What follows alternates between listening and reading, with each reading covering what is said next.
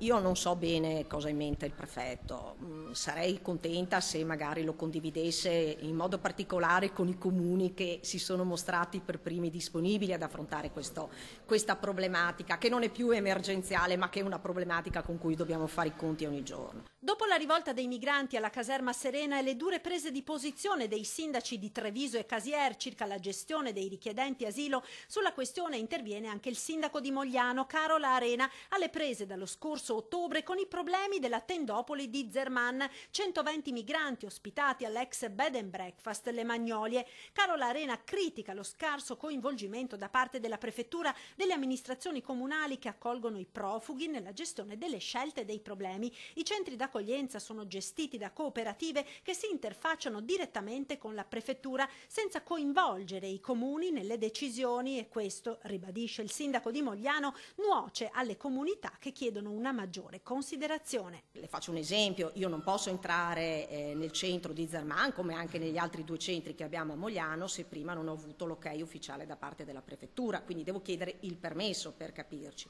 eppure stanno nel nostro territorio.